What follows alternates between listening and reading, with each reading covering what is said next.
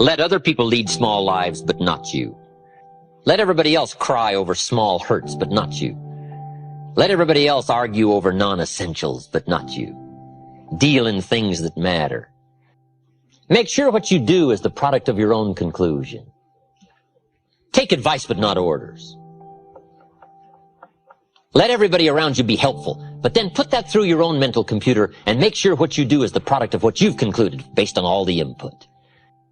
All of us should be students of inevitability. Without kidding myself, if I keep up my current daily practices, where will it take me in 10 years without being disillusioned? I don't want to just cross my fingers and walk the wrong road. I got to learn to look into the future called inevitable. Human beings can alter the course of their life. Human beings can live one way for 5 years, tear up that script, live a totally different way the next 5 years. The first 6 years of my economic life, I wound up broke. Second 6 years, I wound up rich. Someone says, don't you have to do the second 6 years like you did the first 6 years? And jot this down. No. No, you don't have to live the second 6 years like the first 6. You can use all the information and all the advice and repairing all of your mistakes and adopting a new and refined philosophy so that the next 6 years can be totally different than the last 6. Now here's the next note to make. 5 years from now, you will arrive. The question is where? This is for mature people now. If you keep up your present disciplines and keep up the present pace that you're on, where will you be in 5 years? Boy, it's easy to say, hey, I haven't really thought about that. So now make this note. In 5 years, here's the probability. You will either arrive at a well-designed destination or an undesigned destination. Well-designed or undesigned. And I promise you, 5 years from now, you really don't want to arrive at an undesigned destination. Because you may very well wind up wearing what you don't want to wear, driving what you don't want to drive, living where you don't want to live, maybe doing what you don't want to do. Simply because you didn't design a better destination. 5 years from now, I wish for you to arrive at a well-designed place. A place of productivity. A place that'll make you feel good about yourself.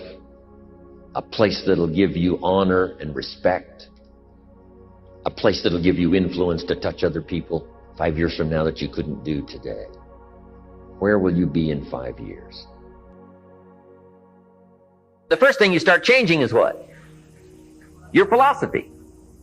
You start changing your mind. You start changing how you think. You start picking up new ideas and information. Gather new knowledge. Make better decisions about what's valuable. And I'm telling you, if you'll do that, your whole life will change. Your health will change. Your relationship with your family will change. Your ability to cope with challenges and problems will change. I'm telling you, income, promotions, all of it will change. If you will change, it'll all change. If you won't change, it isn't going to change.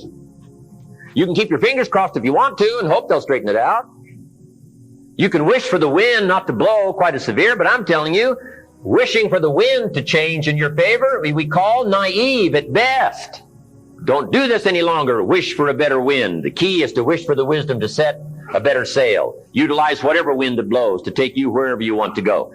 That is the philosophy I picked up at age 25, and it revolutionized my whole life. And here's what I found. I found it was easy.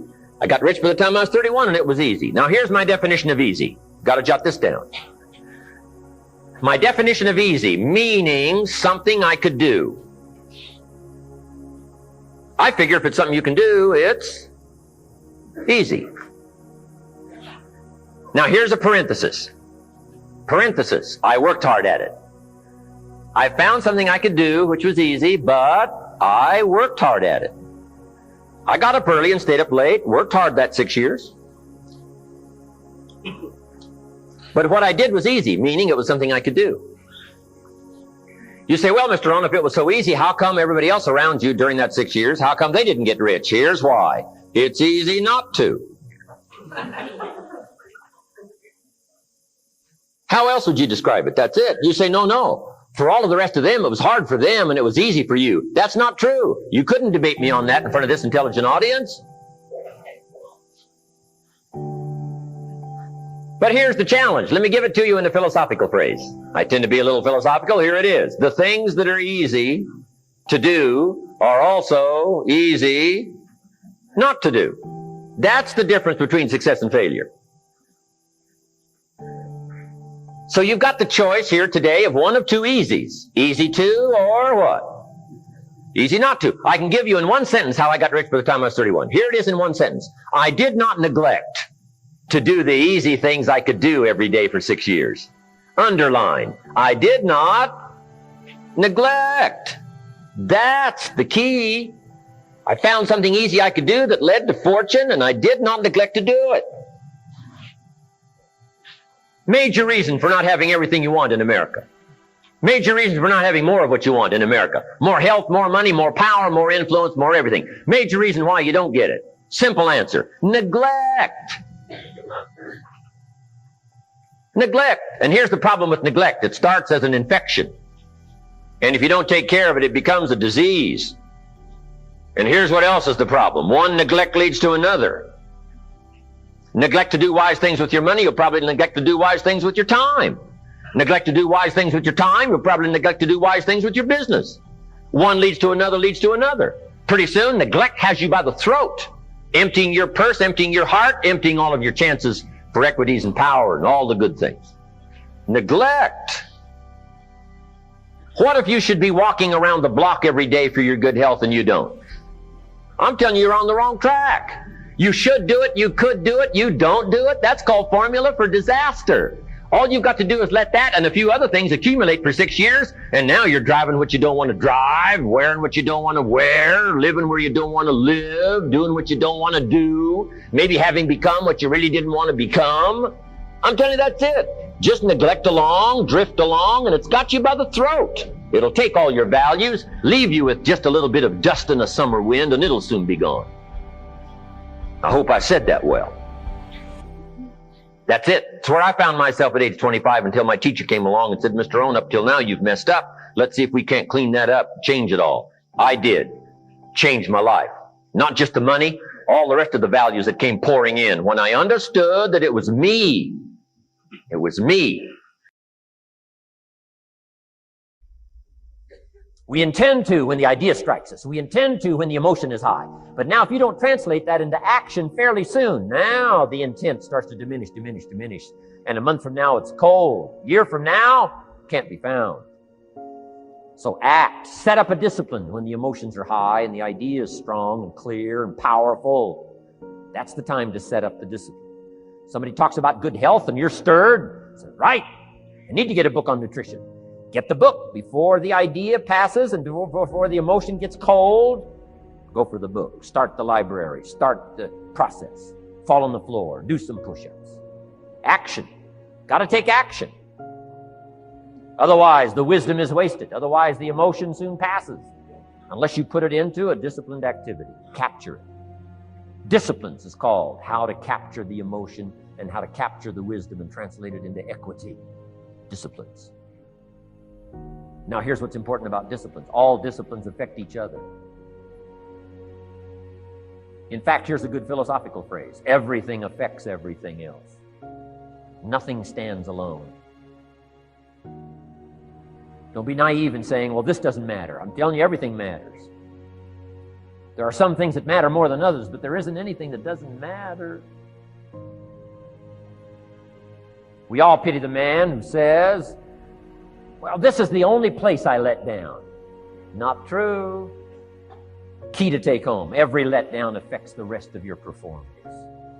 Every letdown affects the rest. This is part of the educational process on personal development. If you don't take the walk around the block, you probably won't do the apple a day.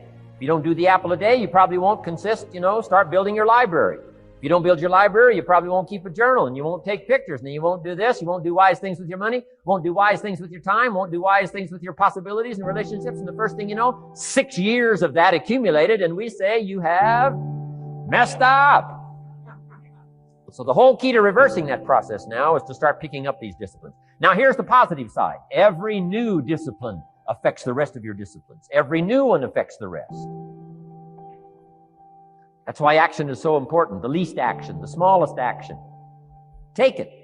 Because when you start accomplishing and the value starts to return from that one action, it'll inspire you to do the next one and the next one and the next one. You start walking around the block, it'll inspire you to get an apple. Get an apple, it'll inspire you to get a book. Get a book, it'll inspire you to get a journal. Get a journal, it'll inspire you to grow, develop some skills. All disciplines affect each other. Every lack affects the rest. Every new affects the rest. The key is to diminish the lack and set up the new. And you've started a whole new life process. Key. Also, one more thought on discipline. Here's the greatest value of discipline. Self-worth. Self-esteem. People are teaching self-esteem these days, but they don't connect it to disciplines. The least lack of discipline, and it starts to erode our psyche. One of the greatest temptations is to just ease up a little bit, right? The slightest lack of doing your best starts to erode the psyche. Instead of doing your best, doing just a little less than your best. Sure enough, you say, well, it's just going to affect my sales. No, it's going to affect your consciousness. It's going to affect your philosophy. Now you've begun in the slightest way to affect your own philosophy. Here's the problem with the least neglect. Neglect starts as an infection. And if you don't take care of it, it becomes a disease. And one neglect leads to another. And the worst of all, when neglect starts, it diminishes our self-worth, our self-confidence, our self-value. You say, well, how can I get back my self-respect? I'm telling you, you don't have to go to 29 classes. All you have to do is start the smallest discipline that now corresponds to your own philosophy, like I should, and I could, and I will. No longer will I let neglect stack up on me so that I will have the sorry scenario 6 years from now, giving some excuse instead of celebrating my progress. That's the key to discipline.